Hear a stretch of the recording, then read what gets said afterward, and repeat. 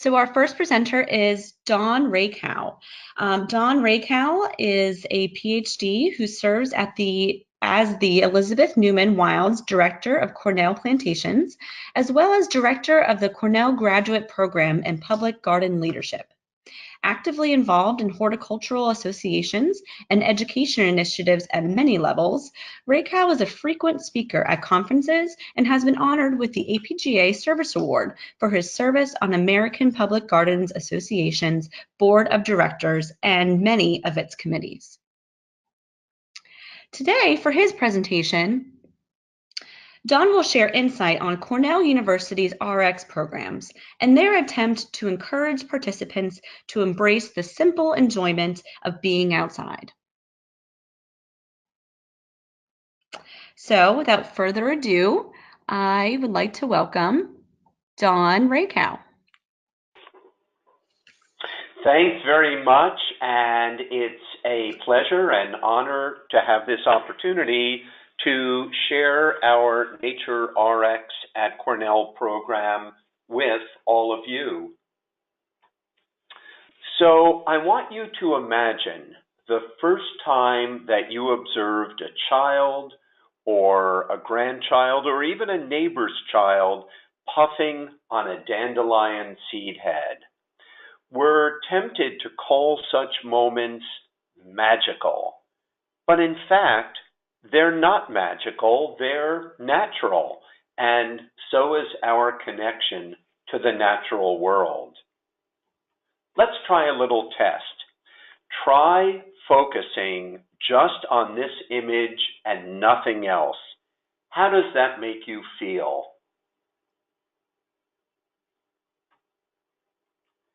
Now contrast that by focusing on this image and how you react to it.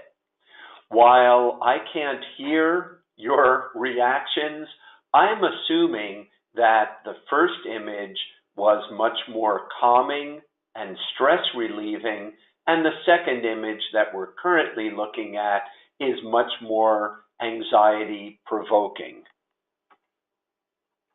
Keeping those in mind, we can focus on the increasing body of evidence that confirms that being active in nature, or sitting passively in nature, or even viewing a picture of a natural scene can provide a number of short-term health benefits and can even provide benefits over a number of years. We humans hold an innate connection with all other living things on Earth. The famed biologist and entomologist E.O. Wilson popularized this connection with the phrase biophilia. Based on this biophilic hypothesis, much research has been conducted in recent years focusing on the specific ways that time in nature contributes to our overall well-being. And nature doesn't have to involve a 2-week trip into a primeval forest. This is an aerial view of Levittown, New York on Long Island, where I grew up. Though the properties were small, there were still plenty of places to discover nature, including small woodlots, area parks, and even our own backyards. And nature can be a social magnet, even in as dense an urban environment as New York City. As people relax in nature and feel comfortable and supported, the tensions and anxieties that cause road rage or street disputes simply melt away. Many psychological authorities now believe that the window of opportunity for the formation of bonding with the natural environment develops sometime during early and middle childhood and requires regular interactions with nature. As research done by Kellert and others has shown, contact with nature during the middle childhood years occupies a surprisingly important role in a child's emotional responsiveness and social development. Yet a worrisome feature of contemporary society is that many children increasingly experience nature through the imagined or the electronic rather than through the actual and local. And we know that many young people today show greater rates of stress and anxiety relative to just a decade or two ago. Multiple factors contribute to these trends, including parents' growing focus on performance over play, increased time in school with decreased recess and lunch periods, increased use of interactive electronic technology in schools, and young people favoring time indoors viewing screens over unstructured time outside. Habitual stress that develops in the middle childhood years can follow young people as they progress from childhood into college. The Center for Collegiate Mental Health reported that nearly 1/3 of all students seeking care while in college were previously on some type of psychotropic medication, and 1 in 10 had been hospitalized for psychiatric reasons. As a result, as reported by the 2015 American Freshman Survey, the emotional health of incoming freshmen is at the lowest point in at least 3 decades.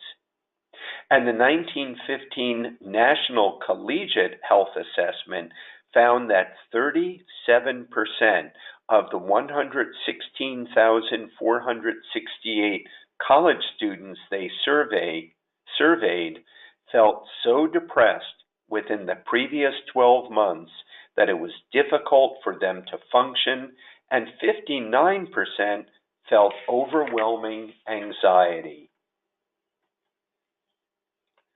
Psychological stress is commonly monitored through salivary cortisol levels.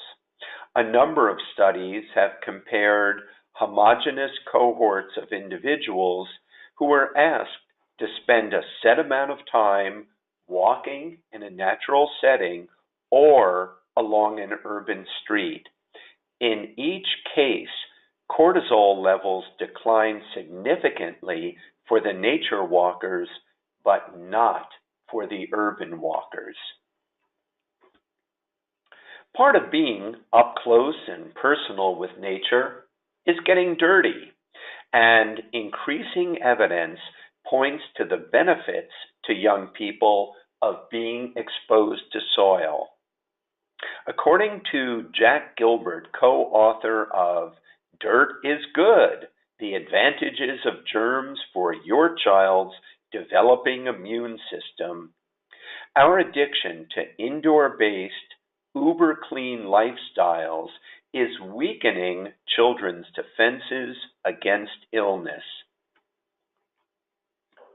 In fact, ordinary soil can also benefit humans in ways that are just now being revealed.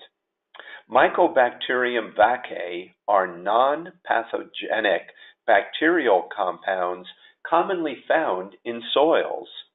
When introduced to mice, they stimulated a newly discovered group of neurons, which in turn increased levels of serotonin associated with feelings of well-being and happiness, and decreased levels of anxiety.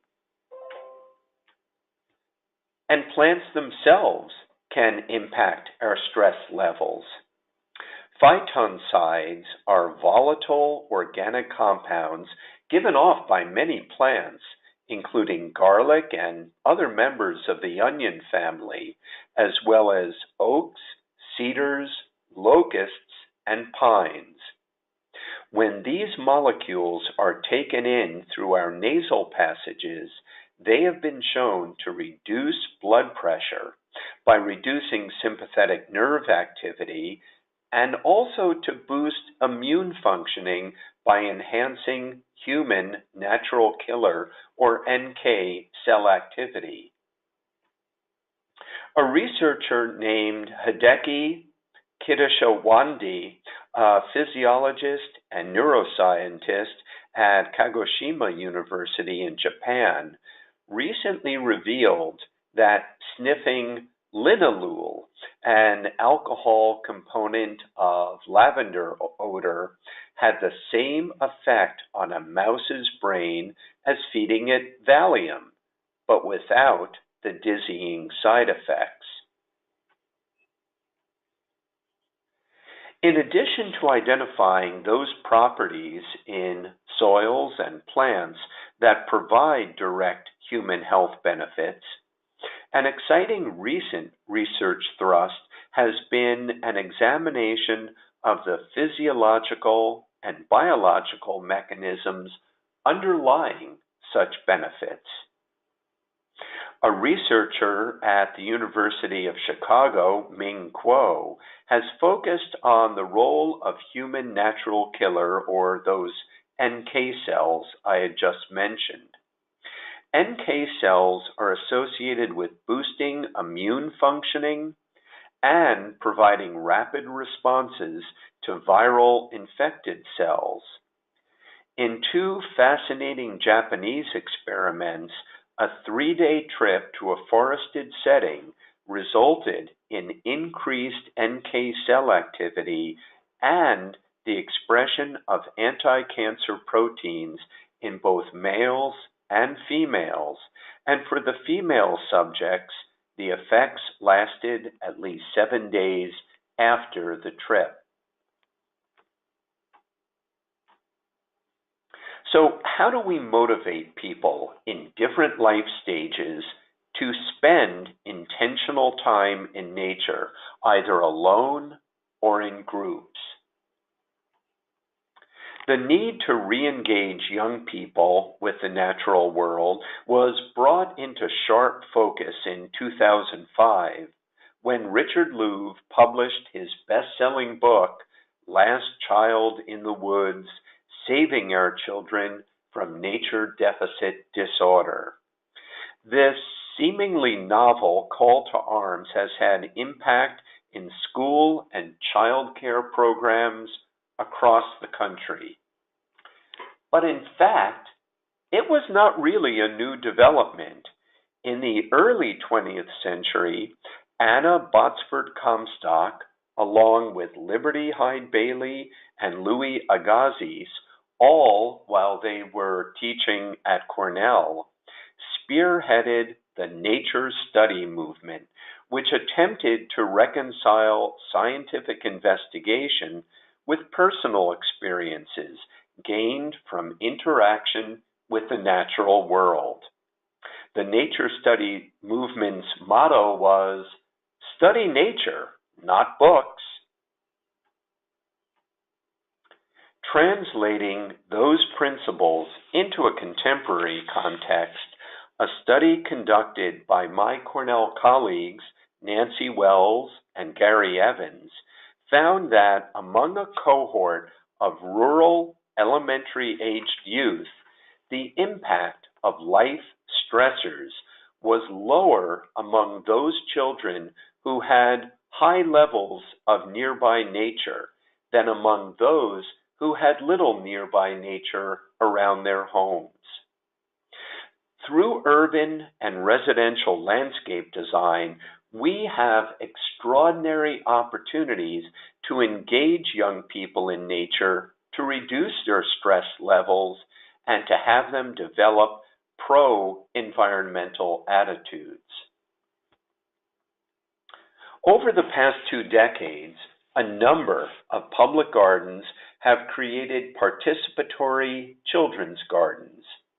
Multiple studies have focused on the ways that gardening together fosters deeper social connections among groups of children. Social emotional development includes a child's ability to understand the feelings of others, to control their own feelings and behaviors, and to get along with peers. Children's gardens can help kids to learn to cooperate, follow directions, demonstrate self-control, and pay attention. But a public garden doesn't have to have a relatively undisturbed forest for its visitors to derive the benefits that I've been describing. A study that examined the potential role of botanic gardens on reducing stress in visitors to 3 Florida-based gardens found that perceived tension levels decreased dramatically as a result of the visit, and most significantly for those with the highest depression index scores prior to the visit. Another research project used means-end analyses to examine the attributes, consequences, and values that visitors apply to a university-based botanic garden visit. While over half of the respondents indicated that they used their visits for relaxation and stress release, it was the strongest concept link for student respondents who used stress relief and relaxation to attain an improved quality of life. Researchers at the University of Illinois Landscape and Human Health Laboratory are now conducting the Capacity to Learn study, which will examine the effects of schoolyard nature on children's learning and academic achievement as reflected in standardized test scores. With this study, they hope to convincingly document that children learn more in green school settings, as we see on the left, as opposed to concrete-filled yards like the one on the right. In a similar vein, some Cornell colleagues and I have just launched a 3-year research project in which we're examining both the feasibility and potential impact of building nature exploration periods into both rural and urban elementary school schedules. One of our central questions in this study is, how can elementary schools better support students' mental, emotional, and physical health using free time or guided educational activities outside? And we'll be focusing on schools in Ithaca, New York, and a number of upstate New York cities. Other Cornell colleagues and I are interested in the connection between exposure to nature in the middle childhood years, roughly years 7 to 11, and attitudes toward and engagement with nature as current undergraduates. So a year ago, we invited Cornell undergraduates to participate in a 24-question survey that examined such things as, during your middle childhood years, did you reside in a large city, small city or village, suburb, or rural area? Which types of nature experiences did you engage in during middle childhood? And how frequently do you recall being out in nature as preteens? Once the respondents identified the types of environments in which they grew up, we then asked them to think of any words they associate with their home environment. While the urban youth provided words such as city, lots, school, and parks, the small city and suburban students were more likely to have identified terms like house, trees, and backyards, and the truly rural kids favored outside, horses, house, and cornfields. This conforms to our analysis that students from more rural communities frequently spent more time in nature in their middle childhood years. Our analyses also showed that students who attended nature camps in middle childhood engaged in nature-related activities more often than those who didn't, but that among current undergraduates, there was virtually no difference in overall concern for the environment between those who did and those who didn't attend camp. Our survey also showed no correlation between family economic status during middle childhood years and current engagement in nature. This corroborates a study by Catherine Broom at the University of British Columbia, which revealed no significant difference across social classes regarding participants' expressed love of nature. We then asked respondents, when they are feeling stressed at school today, how do they seek relief? 179 of the 350 respondents indicated that they spend time out in nature. But do they really? Unfortunately, this recognition of the importance of spending time in nature did not translate into actually spending that time on a regular basis, as the great majority of respondents stated that they went on recreational walks in nature less than once a week or even never. So there's a basic disconnect between what they recognize they should do and the practices they're actually following as Cornell undergraduates. Another new research project in which I'm collaborating with Dr. Dorothy Ibis, a colleague from the College of William and Mary, focuses on identifying the barriers to greater engagement with parks and other green spaces by young urban people of color.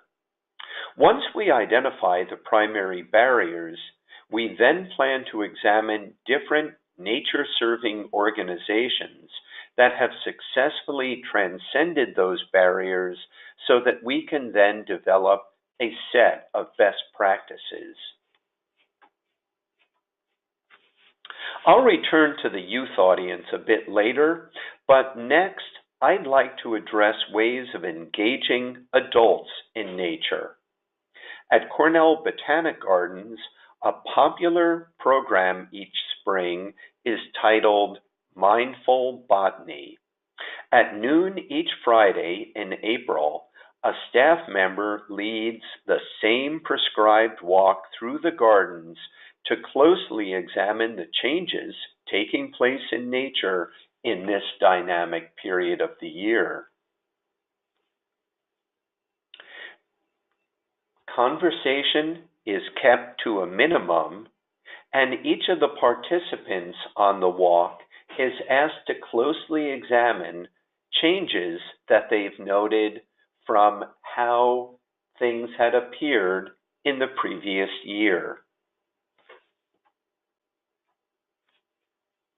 Another great way of engaging seniors is through birding, and many public gardens now offer birding programs. It's one of the top pastimes in the U.S., and birding is inherently calming. Whether done on foot or from a recliner while gazing out a window, watching birds can build reflection, relaxation, and perspective in older visitors. So you may be wondering at this point how much time people have to spend at a park or garden or other green space in order to derive the benefits I've been speaking about. Other colleagues at Cornell and I have conducted a scoping review of the literature over the past 2 years around the question, what is the minimum time dose in nature to positively impact the mental health of college-age students? What we learned is that as little as 5 to 10 minutes, 2 to 3 times a week, can significantly reduce cortisol levels, blood pressure, and heart rate, increase cognitive ability and recall, and improve overall mood. And if this is true for 18 to 22-year-olds, it certainly should also be true for younger and older audiences. Several years ago, several Cornell colleagues and I were on a coffee break at a meeting and got to talking about the fact that the Cornell campus is often recognized as one of the most beautiful in the U.S., but that we also have one of the highest rates of mentally troubled students. We collectively thought, can't we somehow use the natural beauty of our surroundings to improve the well-being of our student body?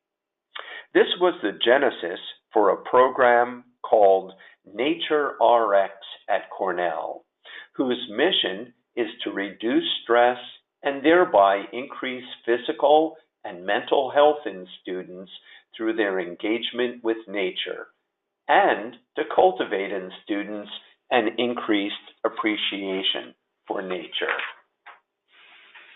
We have just recently expanded our efforts by starting a campus Nature RX network, in which collaborating campuses will be sharing approaches, posing challenges, and exploring opportunities for collaboration. Our network has started with 4 campuses: Cornell, UC Davis, University of Minnesota, College of William and Mary, but there are a number of additional campuses which are interested in joining, and we're hoping to hold a virtual seminar or symposium sometime this fall. Because there is such a need for Nature RX type programs on college campuses, in public gardens, and other nature-serving settings, the Director of Counseling and Psychological Services at Cornell Health, Dr. Greg Eels, and I have co-authored a new text, Nature RX, Improving College Student Mental Health, to be published by Cornell University Press this May.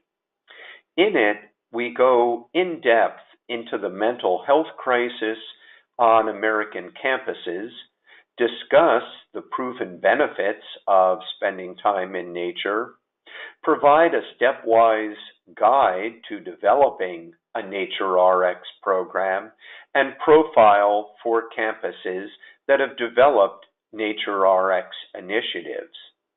We end by considering ways in which Nature RX programs will figure into the future of the American university. We cannot deny that we live in a time of turbulence, of social isolation, and of environmental degradation. But by reconnecting individuals and groups to nature, we can hopefully be contributing to a healthier human culture, and that's our goal in Nature RX. And at this point, I would be happy to answer any questions that anyone may have.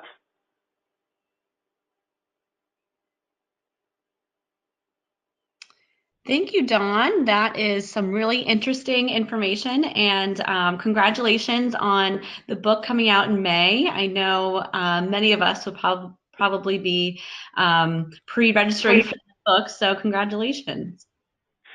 Thank you very much. One question is, what can public gardens do right now to help promote being out in nature? Or do you recommend starting with programming? Do you recommend starting with your staff? What's one step that public gardens can do today? Well, if I may, I'd like to suggest several steps, and a public garden can start with any of these. One approach that public gardens can take is through simple signage. So early in my presentation, I listed a number of the psychological or physiological benefits of spending time in nature, and public gardens might put up provocative signs like, did you know that spending time in nature will reduce your stress level? Or did you know that spending time in nature helps with social connections? Those kind of signs can give people an idea that, oh, I'm in a public garden right now, but perhaps I should spend more time in nature every day or at least several times a week. Also nested in that question was reaching out to staff. And even though we work in public gardens, that doesn't mean that we all get to spend time out in the gardens and landscapes on a regular basis. Many people are desk bound. So another step that public gardens can take is to start to have weekly or even more frequent walks around the gardens for staff members. That accomplishes both reducing the stress and anxiety levels of staff and also shows visitors that the garden is quite literally walking the walk, not just talking the talk. A third and final thing I'd recommend is meet people where they are and what they like doing. Right now, yoga is extremely popular, mindfulness is extremely popular. So look at developing yoga or mindfulness programs within the garden that take advantage of the beauty and serenity of the garden. Thanks, Dawn. Those are all some great suggestions. Let's pause here for a minute or so and wait for the next question to come in.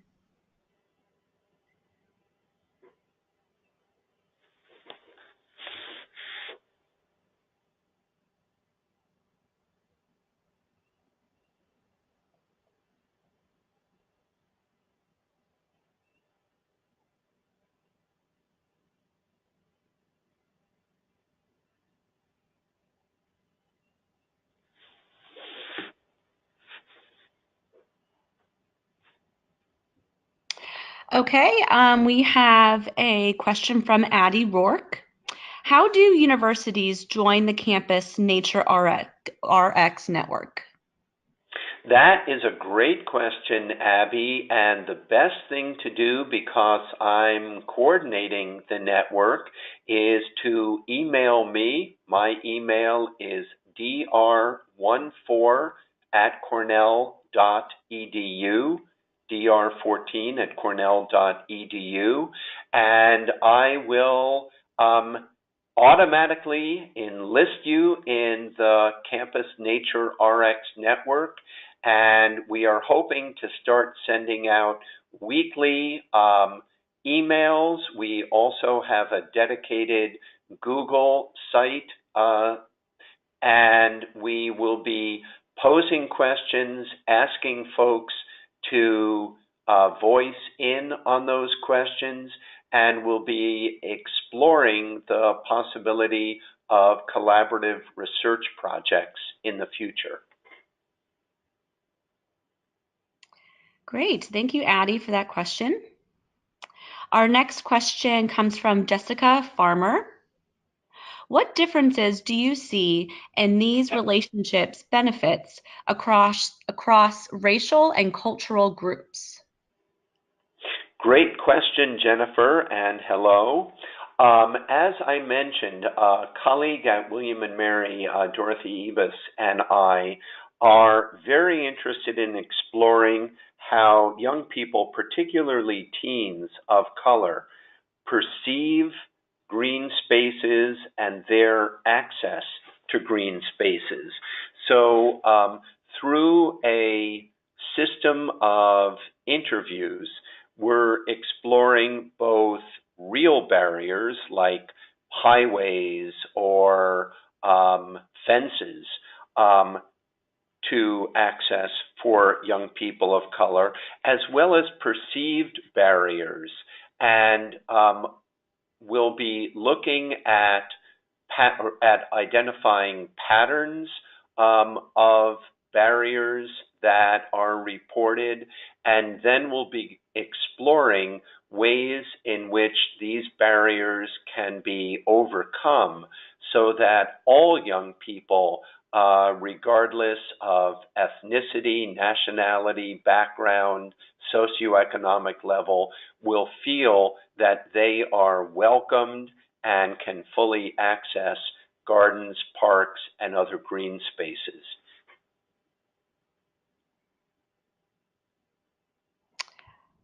Okay, thank you, Jessica, for your question. Another question coming in from Kansas. Janelle says, our small garden in Kansas has a 13-year-old program called Earth Partnership for Schools, in which we connect children to nature with schoolyard gardening programs. What types of empirical data would be best to gather to evaluate the impact of this program on student health? Well, I'll mention that anytime you're trying to collect data on elementary school students, it is a very tricky endeavor, partly because you need to get permission to actually survey those students, and partly because the reliability of the information is often questioned.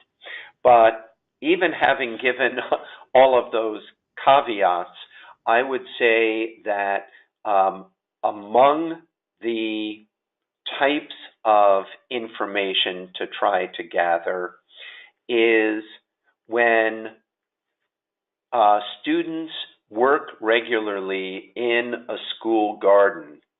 In what ways is that enhancing their school curriculum, either in science or math or even language arts? And how does that compare to a cohort of equal age students who are not regularly having that engagement with the school garden? There have been a number of studies that have looked at school gardens and their impact, and I would recommend looking at the research that's been conducted by two professors here at Cornell, Nancy Wells and Gary Evans. Some great questions coming in. Our next question is from Thomas. His question is, if you have any suggestions about what types of incentives will attract young people to participate in garden programs. Well, I'm going to ask him to clarify what age group he means by young people. If you're talking about elementary aged audiences, there is so much evidence today that when working with preteens, they just take naturally to being in a garden.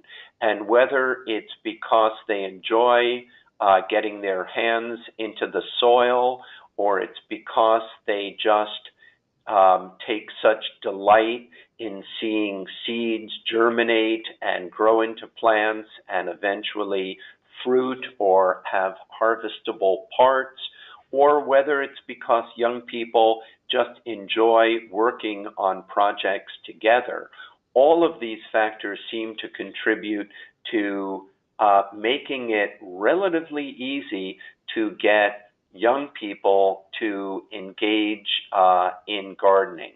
I would say that the challenge becomes somewhat more difficult in middle school and in high school for social reasons, for academic reasons.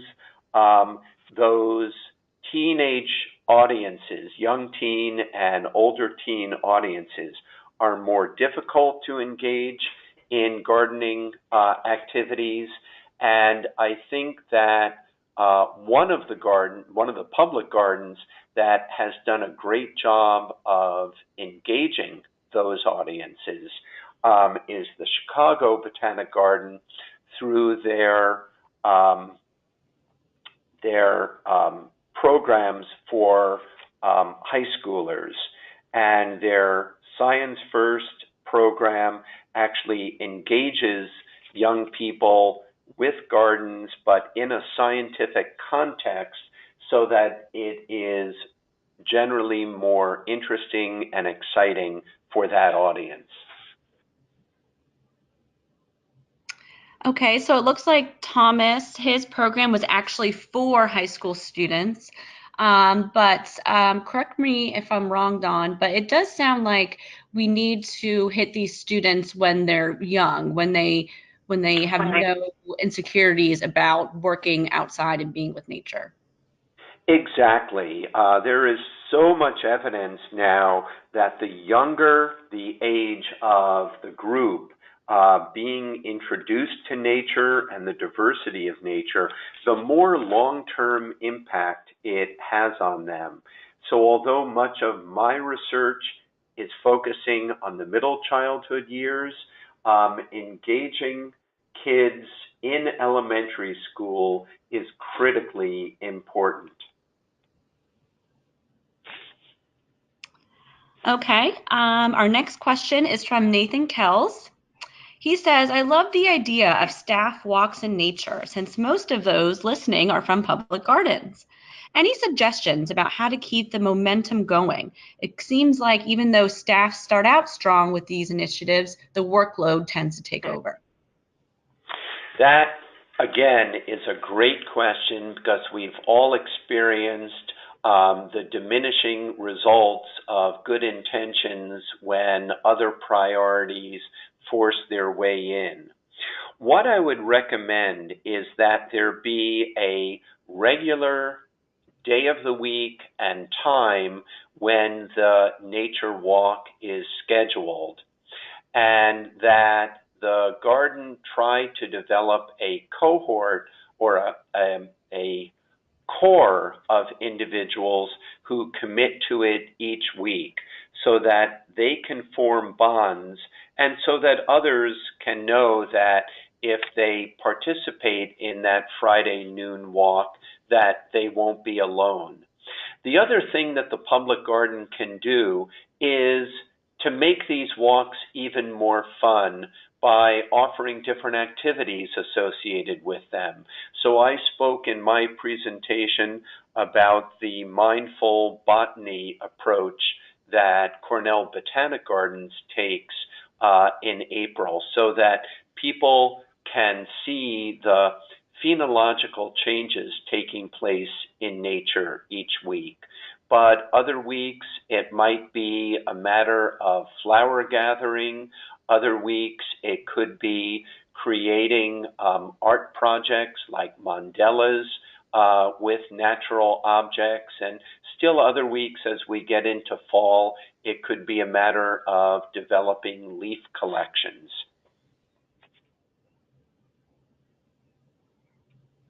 Great. Lindy just commented saying that her programming team always meets on the garden patio. They find it really boosts their creativity and gets them away from their desks. So definitely some good ideas. I think we have time for one more question. If anyone would like to submit one final question.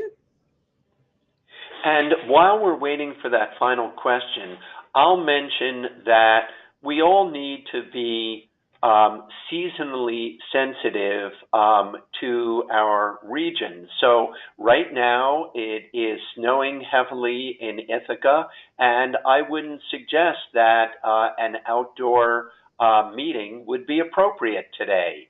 And likewise, when it's 100 degrees in Tucson in midsummer, that may not be the time for an outdoor meeting.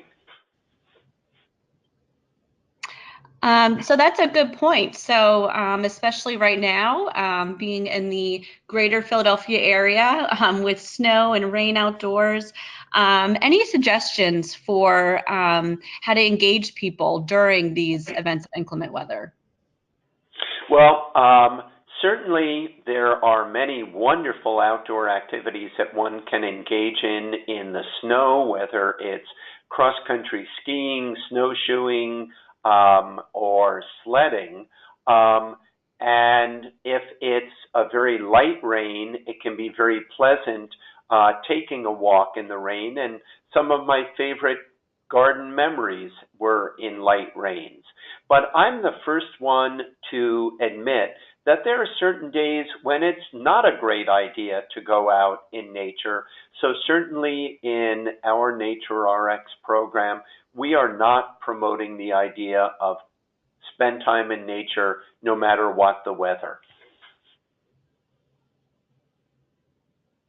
Great. Yes. So you are smart about when to tell people to go outside. So thank you so much, Dawn. I think we've all learned a lot. We've definitely gained a new perspective for what we do. So I think everyone, when especially here on the East Coast, when it does warm up, be sure to go outside. Thank you again, Dawn. And we will be back in about 10 minutes for our next presentation. And I just want to say before I sign off, any of the participants who would like to contact me, you're very welcome to at that dr14 at cornell.edu website, email. Great. Thanks, Dawn. Okay, bye bye all.